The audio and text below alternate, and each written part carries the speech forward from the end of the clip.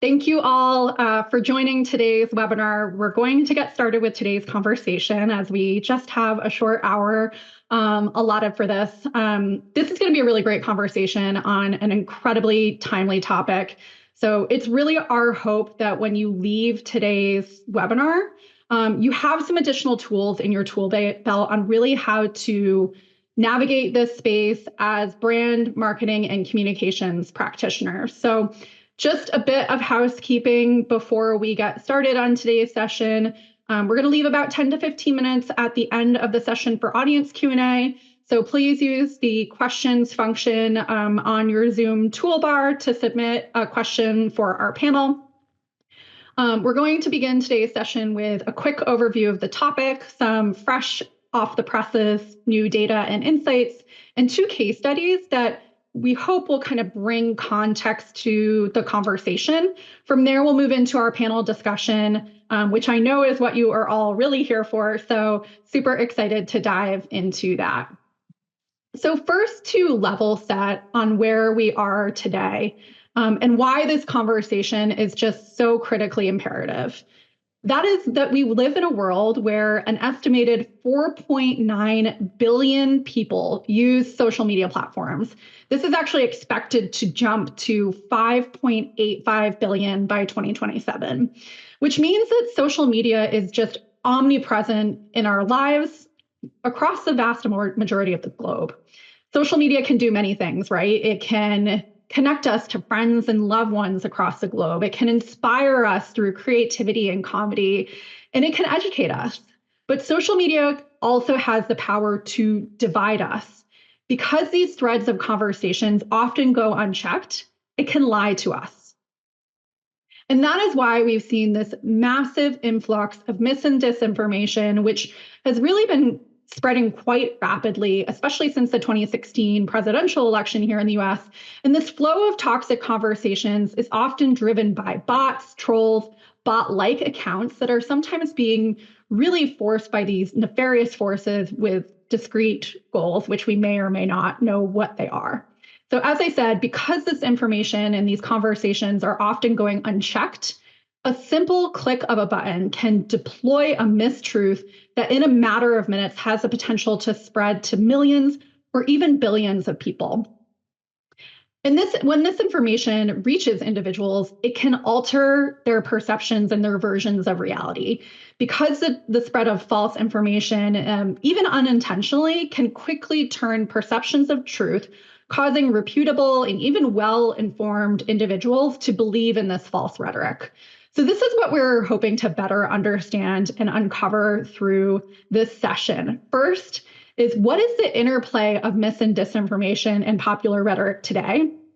2, how do we better explore and understand its origins and its drivers? And then 3, through this heightened intelligence, how do brand leaders make more informed decisions? So here's the state of play. Nearly 6 billion people will be using social media by 2027. Here in the US, that's an average of 7 accounts or platforms per person. And they're spending about 2 hours a day on these platforms. They're consuming half of their daily content there. And this is the stat that I actually think is the most shocking. Nearly half of children report it's difficult to determine whether a news story is true.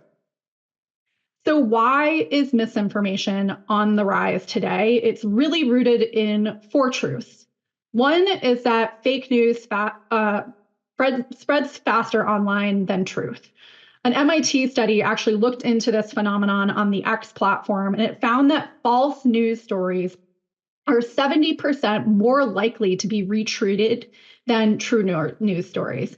It also takes true news stories 6 times as long to reach 1,500 people, as it does with these false news stories, to reach the same number of people. So the study quotes, falsehood diffuses significantly farther, faster, deeper, and more broadly than truth in all categories of information. The second truth that we have here is that bots today look increasingly like humans. It's harder to detect a bot because these accounts work really hard to look real. Thanks to the influx of things like AI, they have realistic profile pictures, images, and information that really make them hard to distinguish from truthful accounts or real people. And of course, malinformation is coming into play here. So this is when actors twist the truth by manipulating theoretically true information by intentionally cutting or snipping critical information. Third reason misinformation is on the rise is really because by the time it is spotted, it is too late. So given the incredible velocity of misinformation, we know it's spreading faster than truth. It's really difficult to detect it ahead of time. So by the time a toxic thread is spotted, oftentimes the damage has already been done. Final point, misinformation, it doesn't always start out in mainstream arenas. Most of the time it doesn't, but it finds its way there. So misinformation often starts its life on the unregulated internet where there's little or no moderation or checks and balances. So we're talking about anonymous web and fringe networks. The problem is it doesn't always stay there. These conversations grow in size, grow in velocity until they spread into mainstream platforms and even news media. So this is where it makes it really difficult for the average individual to really decipher fact from lies. So amid the sea of conflicting information and conversations, brand leaders need to understand what is a real threat to their brand and what's not. So here is the crux. Some social media fueled discourse and debate is genuine, but much is being driven by bots, trolls, or other accounts outside of an organization or a company's core stakeholders. And this is creating compounded pressure on companies. So the key is knowing what's what. So given this background, we wanted to kind of better explore American sentiments and understanding of mis and disinformation. So we deployed a study of 1,000 Americans to really unpack this. And what we found is that today, social media is the second most popular source of information for individuals. So this is ahead of online news, websites, apps, radios, podcasts, print, and magazines, only surpassed by TV news. And given this, it might come as no surprise that social media is bringing attention to issues to Americans in ways that they may not have found this information or this news otherwise. So 51% actually reporting this is often or almost often always the case. And here is where the data gets a smidge troubling. Less than a third are extremely likely to verify the accuracy of a news article or event they see online. And nearly the same amount are likely to check the credibility of an account that's posting online. So these are quite low numbers in comparison. At the same time, the data found Americans are just as likely to trust people they know or follow on social media as they are news sources. So here we start to see the problem emerge. People are getting their news information from online. They're not vetting this information or the accounts that they follow, and they're just as trusting of the news from these individuals as they are from verified news sources, which leads to half of Americans today saying they're encountering false information online. They just aren't willing to do the due diligence to find out what is false and what is true. So here's the question in this context. In the world of bots, trolls, and deepfakes, where issues and narratives can run rampant in a matter of minutes, how can brands and organizations really continue to engage authentically and boldly? To solve for this and to mitigate this challenge and really arm brand managers with deep intelligence and insight, Allison has developed the Allison Advanced Issues Monitor. So this is a cutting-edge conversation analysis offering that's really designed to help brand leaders monitor, analyze, and respond to conversation material for their businesses. So what we're doing here through advanced AI is scanning and interpreting real-time social media conversations. We're looking at sentiment trends. We're looking at emerging topics, all to deliver actionable, tailored insights that are really specific to clients and industries. So this is really happening through harnessing the power of deep learning, natural language processing to identify potential opportunities and threats, and then provide strategic recommendations based on that opportunity. So let's quickly dive in on what this could look like in practice. We have a couple of case studies to kind of bring this to life and show where the opportunity lies for brand managers. So many of you might be familiar with this instance. In October 2023, amidst a highly divisive and polarized climate, really regarding accessibility of books and content related to LGBTQ plus IA, race, gender, sexuality in public schools, Scholastic announced a change in its policy related to book fairs. So the company would place books related to race, gender, and sexuality in their own section and give schools the option to opt out of this content altogether. So Scholastic said that the change was aimed at helping schools navigate the charged environment regarding book bans and changing laws. It actually referred, and this is a quote, an impossible dilemma. Back away from these titles or risk making teachers, librarians, volunteers vulnerable to being fired, sued, or prosecuted. So what happened was that this decision was overwhelmingly criticized by those opposing censorship. And within several weeks, the company did decide to reverse its decision. What happened when it reversed its decision is that it further inflamed this heated conversation and divisive narrative, really attacking the company on both sides, those in favor of censorship and the opt-out approach, and those that were really driving for free speech. So let's look at our analysis. We looked at thousands of posts across different platforms, really looking at posts, user behavior, engagement. We looked at X, Facebook, Twitter, Instagram. We also looked at fringe networks like Truth Social and Gab. We looked at them within the timeframe of October to December 2023. And the results really show the existence of a quite polarized but also bot-driven environment leading up to Scholastic's decision. So within this environment, Scholastic's action and the reversal only served to draw intense opposition from both sides of the debate. You can see that kind of playing out on the screen here. This is a screenshot from our platform where you see very isolated, polarized conversations happening. There's not a lot of flow of information between these two groups. We have these two main isolated communities. So we have progressives, which you can see on the top of the screen, and conservatives on the bottom. So what's happening here is the isolation is actually limiting the spread of ideas between groups. So it's really reinforcing that polarization of opinions. It's also creating significant echo chambers where like-minded information and individuals are just sharing their information within the echo chamber without really understanding potential opposing viewpoints. So what we found over 3 months, this analysis that we did, total exposure exceeded 27 million, but only 5% of those views were supporting of the brand's actions. 60% of the overall accounts that are driving this conversation were exhibiting bot-like behavior. So this means this is a highly manipulated narrative. It's a highly contentious battleground that's being pushed by disruptive entities. And overall, what we found is that understanding where the conversation came from and why probably could have helped Scholastic decipher an appropriate response, especially given that 60% of the conversation on a platform like X exhibited bot-like behavior.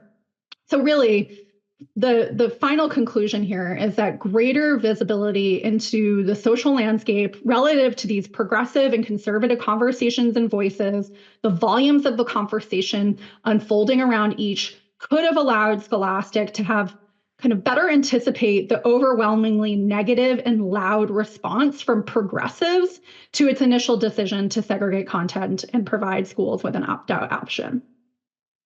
So let's move on to situation number 2.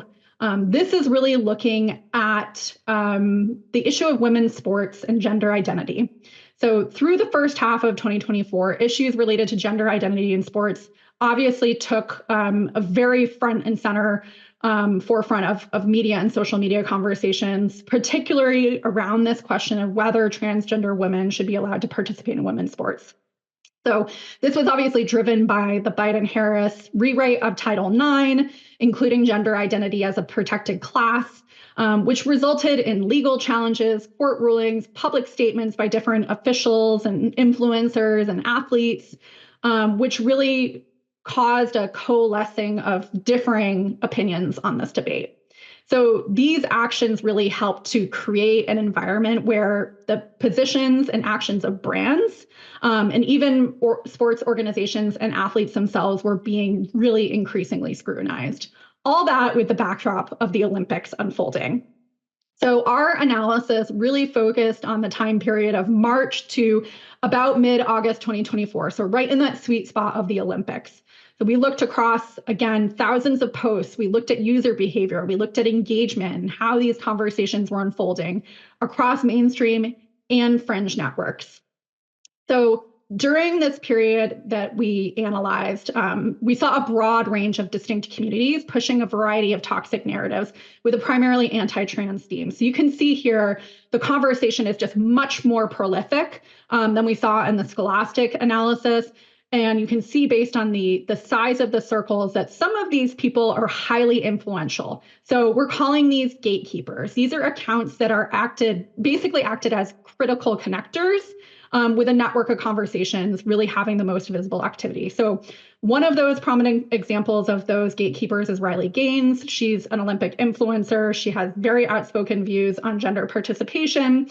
But these accounts are really allowing for the flow of information between separate communities, so different than what we saw before. They're acting as bridges, so allowing this exchange of ideas and narrative really where we would have otherwise seen disconnected communities. But here, this is really causing the virality of these narratives, really pushing on a variety of toxic narratives with primarily anti-trans themes. So again, a synopsis of what we found. Essentially, the gender in sports issue is a topic that, while on its surface is about the participation of transgender women in sports, it's really comprised of several narratives on a range of related topics that are being driven even more by the diverse number of communities that are participating, those gatekeepers, as we talked about, the bridgers, the influencers. So this all has the potential to coalesce and really magnify the overall volume and the impact of a related event. Then you add in the Olympics, and this is where obviously this became much more of a cultural firestorm, because this conversation that was already breeding among a number of different characters was then kind of exploded through the Olympics as a moment in time and a cultural time period. So that being said, it's also important to really understand the presence of bot-like accounts that were really connected to mainstream conversations, but driving views and engagement overall. So just in closing, a few more data points to really drive this point home for brands.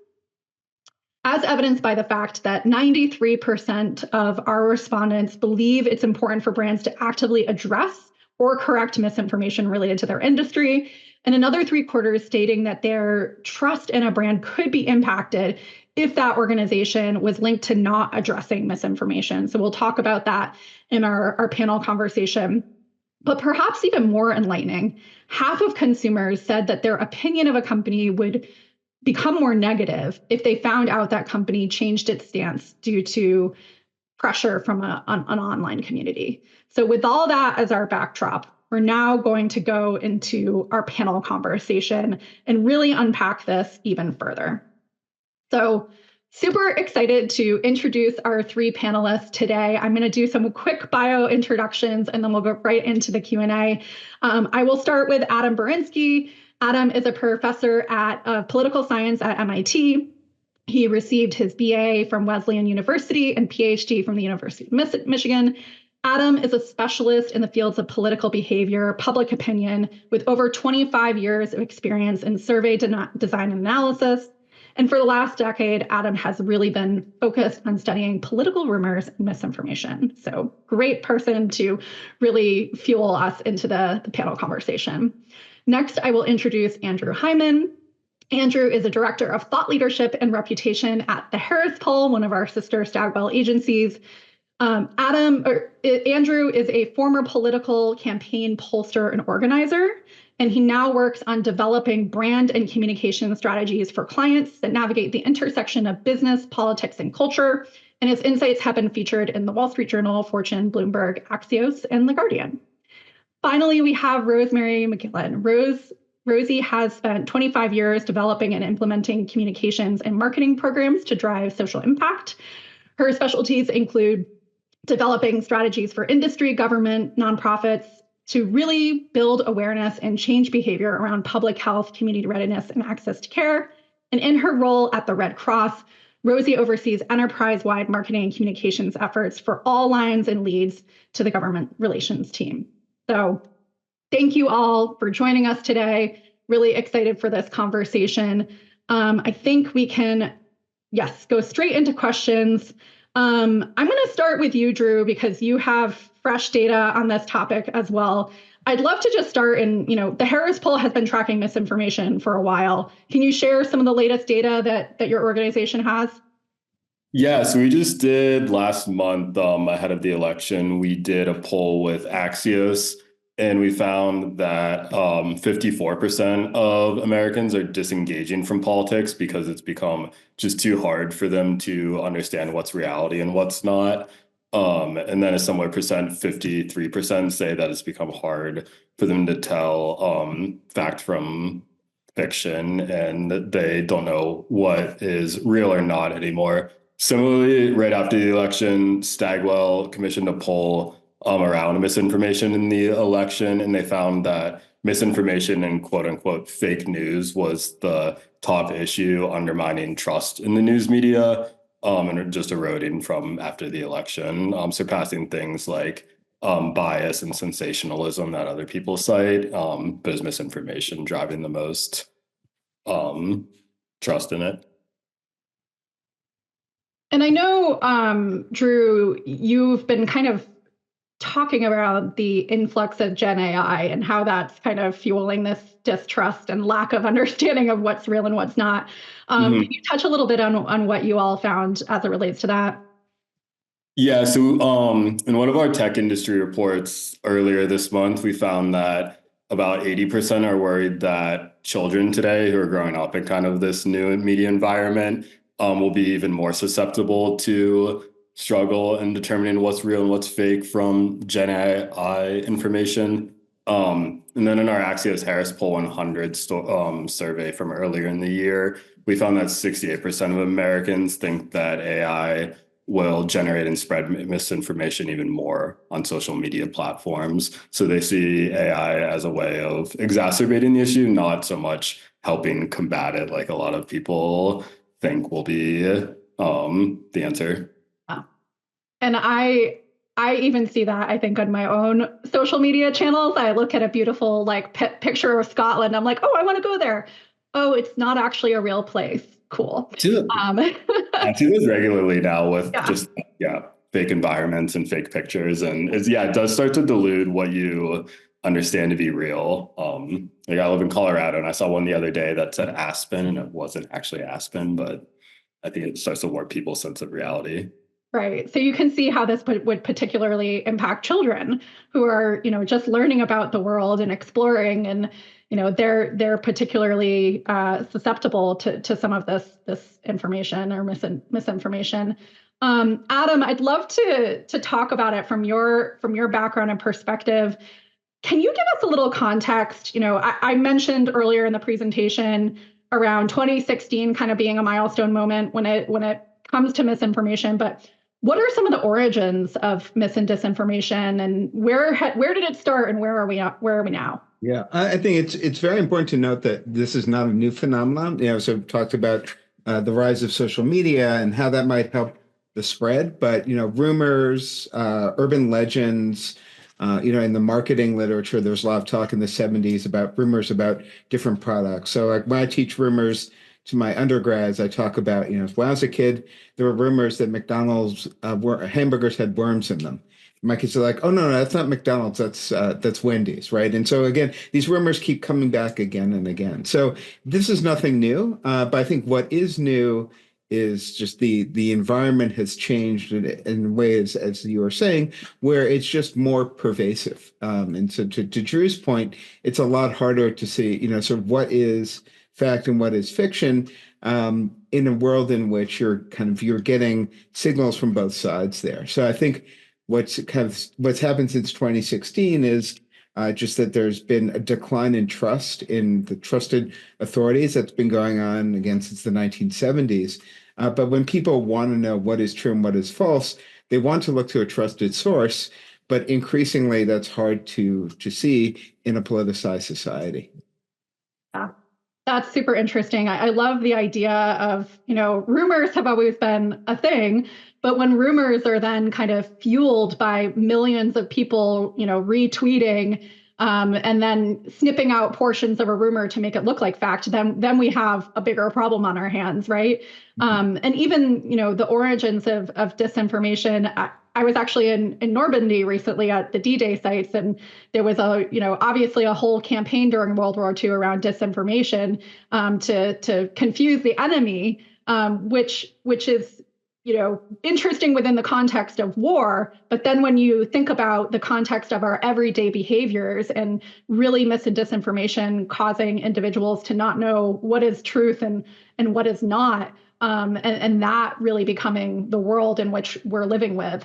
One more question, Adam. I'm just curious, given just the influx of misinformation, do you recommend that organizations try to correct misinformation that exists if it's impacting their organization? Yeah, that's a great question. It's sort of like, what do we do against the flood? Often I talk to different groups. I've talked to medical groups, political groups, corporations, and I always tell people, I know you brought me here because you want me to say, here's the 3 easy things you can do to solve the misinformation problem. And I always say, I'm not going to do that because there is no silver bullet that's going to fix the problem. And anyone who tells you that there is a snake oil salesman, and you should run away. That said, there are things that we can do. So thinking about things about sort of correcting messages that some people might have heard. There's some work going around about the backfire effect, which essentially said that in correcting misinformation, you can make things worse by repeating the misinformation. It turns out that that's not quite correct, that you don't want to repeat misinformation, but correcting misinformation is a good thing. And so what I would say is getting ahead of that is a good thing. But other things we can do are thinking about how we can alter the kind of the structure of the information environment in such a way that people focus on the kinds of things that they should. So, one thing you mentioned in the presentation is that a lot of people don't consider whether or not something is true or not, that they don't care. So it turns out that when you ask people, how important is it to you to share accurate information on social media, a vast number of people say it is. So it's not that people are wanting to be bad actors and spread misinformation, that they're just incidentally do it. They're not thinking. So I've done some research with some folks here at MIT where we get people to focus on how, just basically reminding people that it's important to share accurate information and get them to think twice before sharing, right? So that's sort of in the social media realm, we call it creating friction, right? So like on Twitter, it used to be that, if you wanted to share a story, but you didn't read it before it did, a little pop-up came that said, oh, you haven't read this. Are you sure you want to share it? Didn't tell you not to share it, but just gets you to think twice there. So I think what I tell people is that it is important to counter misinformation. There are different techniques. Nothing works perfectly. So you want to focus on a large overall strategy. That's really interesting. I love the point that you made. It's not like people are intentionally trying to, individuals at least, trying to spread mis and disinformation. It's just that it's so easy to do so. All you have to do is hit post or retweet or, skim an article that you've seen, and therein lies the problem. And one of the other case studies that we were looking at on our platform, really brought this to life in terms of a specific post that was going viral. The origination of the post was a bot-like account. So manifesting bot behavior, probably somebody being paid to do this, but manifesting bot behavior for some malicious intent. And that post, which was misinformation, it was a report that had been kind of snipped from 1992 to look like it was a Today report with real factual, data from 2024. And that particular post had the potential to reach 500,000 people. So there you start to see the problem. So, and then you're just online, reposting something that you see from an account that looks real, and we have, this fueled conversation. So Rosie, I'd love to turn it over to you, because the American Red Cross was obviously really part of this narrative in terms of misinformation impacting hurricane recovery this fall. So can you share a little bit more about what happened there, and really how misinformation has been impacting the work of the Red Cross and what you're doing to mitigate that? Yeah, I'm happy to. I think context here is going to be important. So, we're in a historic times as we think about disasters. And this year alone, I want to say it was 2024 extreme weather-related events, and each of those exceeded $1 billion, right? So just thinking about the magnitude there. And with every one of those, you're looking at tens of thousands of people's lives who are impacted. And a lot of those communities are what we would call communities that have experienced repetitive loss, right? This is where the storms are hitting over and over again.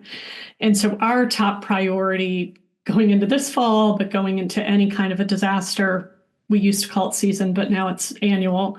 But our priority is always going to be, how do we get relief to people? Sheltering, meals, in some cases, mental health support, relief supplies, whatever it is. Our job is, we got to get you as many resources as we can, as quickly as we can.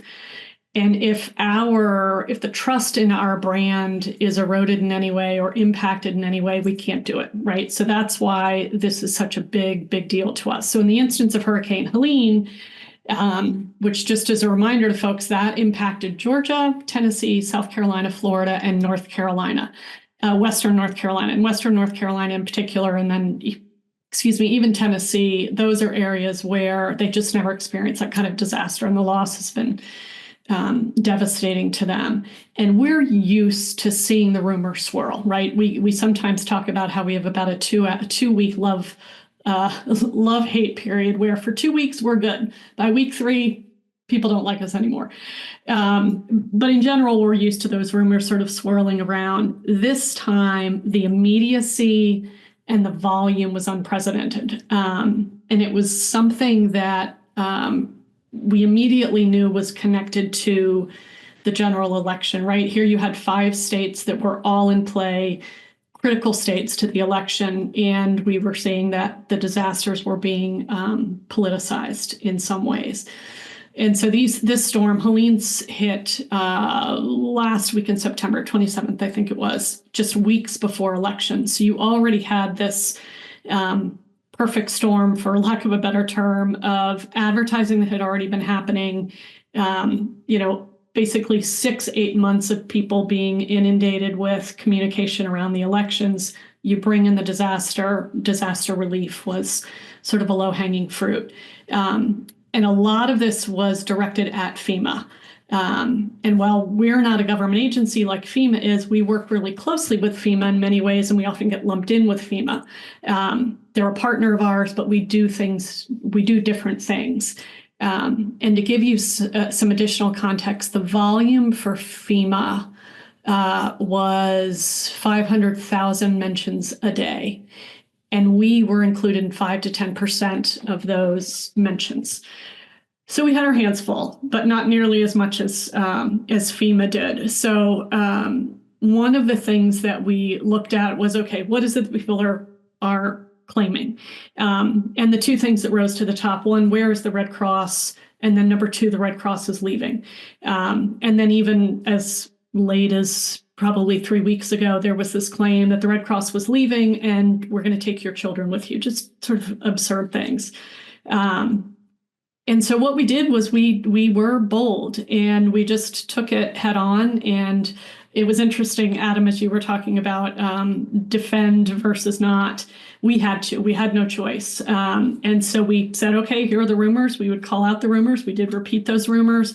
And then we immediately followed them up with content that included video, it included images, it included people in shelters who were able to demonstrate and talk about the fact that we were there. And again, it was brand reputation, but it was more importantly about we've got to be able to get the story out, or people aren't going to be able to get the help that they need. And that's really what drove it for us. And we did similar to what FEMA had done, although we didn't realize the other was doing it. We both put mis and disinformation content on our website immediately, which talked about the dangers of it. And that ended up getting general media coverage, which helped us as well as on the social media side. And unfortunately, we're very used to it. So it was an area that we were familiar with being able to sort of respond to. And again, our mantra is defend, but don't extend the story.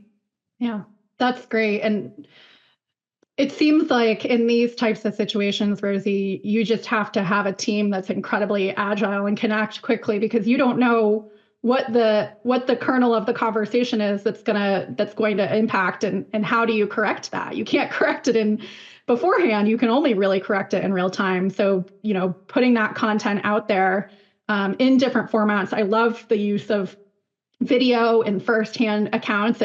It's hard to combat, or it's hard to say no to a real person that's being impacted that you're interviewing, or have that testimonial. So that's really interesting. And you touched on this early, given just the timing of the hurricane and it being a month out from the election. American Red Cross is an apolitical organization, but is there really a topic in our world today that isn't being politicized? So how do you walk the line when you're trying to correct or share factual information without it becoming politicized? Yeah, it's an interesting question. We, one of our core fundamentals is of neutrality and of impartiality. And it's funny, a couple of us have this quote on our walls at our office, which is from our founder, Clara Barton. And I'm not going to get it right specifically, but it's something along the lines of you must never think about anything except the need and how to meet it. And that's really something that we live and breathe. We've just got to stay focused on the mission delivery. And we also I oversee our government relations team, and our government relations team is always in lockstep with our communicators, right? Whether it's at our enterprise level or our field of communicators. And that definitely helps, right? They're the relationships with the elected officials. There are the relationships with third-party partners in the communities that just help us to stay apolitical, and again, just to stay focused on what we got to do, which is to help people when they are at an incredibly vulnerable point in their lives, unfortunately. Right. What are some of those universal truths that we know, and it is helping people in their time of need? That's really great. Adam and Drew, I'd love to turn a similar question to both of you from your seats. When misinformation is often presented as politicized, how do you correct, or do you correct without kind of entering that politicized fray? What sort of resources can you offer us? Adam, I'll turn to you. Okay, great. Yeah, no, I think I think it's really, I think that recognizing that information and misinformation has become politicized is half the battle to recognize. I think that the traditional kind of approach. So when I first started looking at these rumors about 10, 15 years ago, my thought was, I'm going to identify misinformation, these rumors, and I'm going to bring in experts to correct that, and then we'll move on to the next thing. The problem, though, is that in doing that, the experts themselves can become politicized. So thinking about fact checkers, right? That sort of fact checkers came about sort of to check the claims that politicians were making. And if you don't like what a fact checker is saying about a politician you like, you can change your view about what the politician is saying.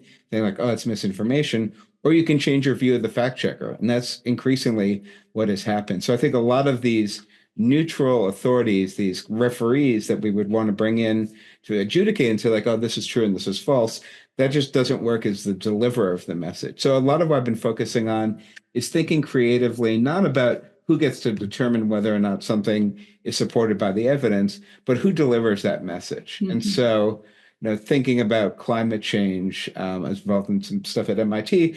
An eminent climate scientist said, when I go to these conferences, I have debates with climate deniers, and I'm an MIT professor. People should listen to me. And I said, well, people should listen to you, but maybe they won't, because in some circles, being an MIT professor gives you less credibility. So finding ways that you can deliver that message. So I've done stuff where I've had, so if it's a rumor about a Democratic politician, having a Republican politician saying that isn't true. So I can think about classic example, John McCain in the 2008 election. At the very end, someone said, like, I'm really worried about Obama.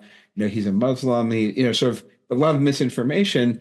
And John McCain said, like, no, he's a good man. We just disagree politically. That's more effective than having a Democrat come out. I'd say that you can think about that just more generally. So thinking about vaccine hesitancy, right? Who's the best person to deliver the message that vaccines are important to have? Is it doctors? Perhaps, but people who are skeptical might say, like, oh, you're just in the pocket of big pharma. I'm not going to listen to you. So it might be leaders of a community who have built up that trust and have the authority in a community. So what I would say is you can't fight, like, everything's becoming more politicized. So, we know that this is true. Sort of this in political science, we spent the last 30 years documenting this. So given that environment, could we turn the politicization against it? So bringing in these unlikely sources, or appealing toward community voices as a way to do that. So there's no way to fight it, but there is a way to recognize that environment and to craft strategies that take advantage of that environment and have the credibility. But again, I want to emphasize, but I think that fact checkers are great. That I think that this is really important. And sort of, I don't want to say, like, oh, we want to go to a postmodern world where everyone gets their own reality. That we need to separate that there might be the best people to have the expertise to come to conclusions, but that doesn't mean that everyone is going to listen to that expertise. So we want to be more creative, not about the message, but about the messenger. That's fascinating. So it seems that one of the ways that we can actually combat misinformation, not be part of that politicized engagement, is actually being proactive in a way and building your organization's trust through having key opinion leaders, basically building your network of people that can vouch for you and your organization should there be a moment that you are part of a toxic narrative. Yeah, absolutely. Drew, from your perspective at Harris, and kind of staying out of the political fray on topics that can be very politicized, what are you seeing?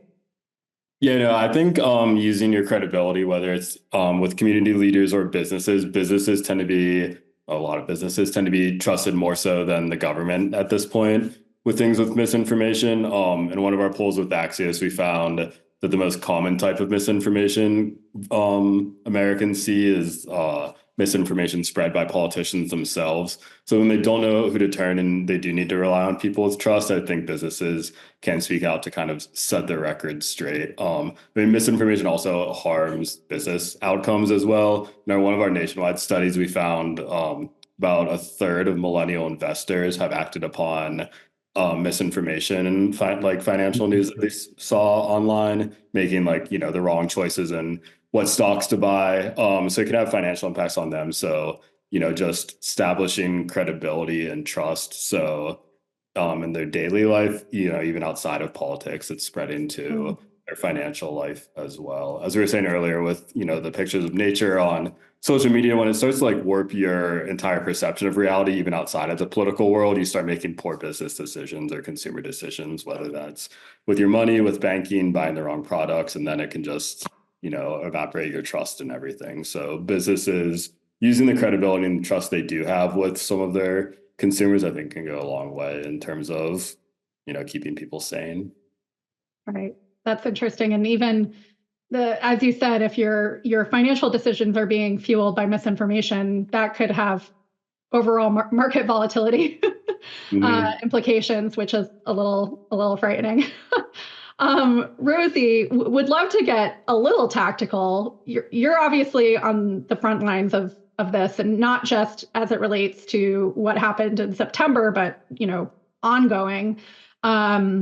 how are you structuring your team, or how are you currently tracking for those kind of kernels of conversations that at some point you're like, okay, we got to pay attention, we need to address this? Yeah, so we do have a small team, and just interestingly, the Red Cross, 90% of our workforce is volunteers. So at the national level, social media team is 5 people, but we have invested in the analytics piece of it, and we have invested in the social care piece of it. So we have someone who's fully dedicated to the analysis side of it. And we have a structure where we can bring a contractor in on weekends, especially during a disaster, so that we have 24/7 monitoring that helps us. And then again, our social care, which is performed by our team, but also we've trained what we call digivols, which is our digital volunteers throughout the network who are already astute at social media, and we train them on the social care messaging so they're able to help respond where it makes sense. And we've all got the consistent content and the consistent messaging, which definitely helps. And then the last thing I'll add here is we've got national communicators across the field. So average year, they generate somewhere in the neighborhood of 1,500 stories per day across the network. So when you think about that, establishing the credibility in advance, they're doing that every single day. And so that helps us when we get inundated with the mis and the disinformation to get those third-party validators, whether it's traditional media reporters, whether it's our fact checkers, whatever it may be. We've been investing in that trust all along. So we're able to activate on that, which helps us not always be on the back foot. So what I'm hearing is it is maybe even more so proactive than it is reactive as it relates to this work. It's really it feels reactive in the moment, but it absolutely is built off of a proactive strategy. Yeah, I love that. Okay. All right. We have about 9 minutes left, so I'm going to open it up to our audience. So if you have any questions, feel free to jump in and ask those either to a specific panelist, or we can bring that to the full panel. And actually, the first one that came through, I think, is applicable to I would love everybody's answer to this. If a conversation is being driven by bots, should I care if it's not impacting my core stakeholders? Anyone want to jump in first with a potential response to that? I could, if I think what I'm sort of in a lot of my research, what I talk about is not just sort of the direct exposure and to believers, thinking about like that is something that is sort of potentially troubling, but I really worry a lot about people who are caught in incidental exposure. So the kind of thing, political rumors, like, well, I'm not sure what to think. I've heard things on both sides there. So I think sort of bots talking to bots. Right. They're not going to convince each other. But if someone is just casually is on social media, sees this conversation, there is the potential of the spillover there through the incidental exposure. So what I would say is, I think it's really important if the message is out there to address that, because even people who aren't paying attention, who you might not think are not core stakeholders, could be affected by that. That's great. Drew, Rosie, any comments? Yeah, what I would add to it, Whitney, is always be thinking about the audiences you serve first and foremost, and they should take precedence over the detractors, right? So as you're thinking about whatever that detraction discussion may be, what's the impact on your audience? And that tends to guide us, along with, as Adam pointed out, look at the level of exposure as you're considering what your engagement's going to be. I also think just in terms of like reading kind of the divisiveness and the arguing can like wear on your mental health. Like we found, like in one of our surveys with the New York Times, we had found that 72% of people say social media has a negative impact on their mental health from misinformation. And I think just constantly, even if people don't know they're bots, they just look at their replies and they just see people screaming at each other, can just start to wear on your perceptions of society and just mental health in general. That's a good point. It's definitely, I would say that's definitely universally true, is just trying to wade through, the narratives and what's real and what's not, and what people are arguing about today can be grating. This question is specific for Adam, but full panel, please feel free to chime in. What are the features and characteristics of disinformation campaigns that go viral or spread to other media? And then there's kind of a secondary question here. What is the tipping point where a peripheral conspiracy theory becomes mainstream disinformation? Yeah, I mean, so one thing I should say is that, we've talked about misinformation, disinformation throughout this talk, but I think it's important to kind of think about the distinction. So social scientists talk about misinformation is something that is untrue, and disinformation is misinformation spread with malicious intent. And so thinking about that kind of thing, actors there. I think the problem, though, with this distinction is that, I mean, that makes a lot of sense on the sender side, but on the receiver side, so Whitney, if I were to tell you something that I know is false, that you don't know is false, and then you repeat it, I've given you disinformation, but you've transformed that into misinformation. So I think we really need to think about that larger issue there. And so, this question of, what goes viral and what doesn't, I think that there's, sort of, it's a real open question there. I think that there are certain things that we know that things that evoke emotion in times of uncertainty are more likely, and this goes back to research that's been done in social science since World War II. But in terms of why things go viral and why some things don't, I think it's really hard to say. Now, from the disinformation side, they don't care, right? It's sort of thinking about if I'm someone who's trying to sow dissent, I can have lots of stories that don't even need to be coherent, right? I can say, the election was stolen, or the ballots were fraudulent, or, so if you put all the stories together, right, they can't all be true. I don't care. All I want to do is to get stuff out there to get, as Drew was saying, to get you to tune out completely. You're like, I don't know what to believe there. So I guess that's a long way of saying, we know certain things about why things might go viral or not, about the emotional content. But at the end of the day, if you're facing an actor who is intent on sowing dissent by creating, misinformation through the dissemination of disinformation, it's sort of beside the point, in a sense that you really need to be ready for everything. That's fascinating. So everybody stay on your toes. I don't have a lot of happy stories, I should say. The other thing when I talk to folks is, I don't have a lot of happy stories here. So, but I mean, I do think that there are things that can be done. And I think it's really important to emphasize is it's a really tough problem. If it was an easy problem, I wouldn't still be studying this, 15, 20 years later. But it doesn't mean that we can't do anything. There's no one magic bullet, but it doesn't mean that there aren't strategies that we can adopt. As Rosemary was saying, there's certain things that can be done as a package. They're right, not looking for the one magic cure, but thinking again about, okay, what's an overall strategy that I, as an organization, can do? As sort of, as Rosemary was saying in the Red Cross case, keeping sort of core values central, right? Not worrying about the people you serve rather than the critics, right? These are all ways that you can employ different strategies that might be able to impact it. That's great. I think we might have time for one more question before we wrap, and it actually speaks, Adam, to what you were just touching on. If I find my company in the middle of a toxic narrative that's being driven by bots or inauthentic accounts, what do you recommend I do? So maybe we can take a spin around the panel, Adam, building upon what you were just saying. Yeah, and I think it's good, but I think Rosemary's probably the best person, that she actually speaks to having experience on this in the last couple of months. So maybe kicking over to her. Yeah, I'm happy to.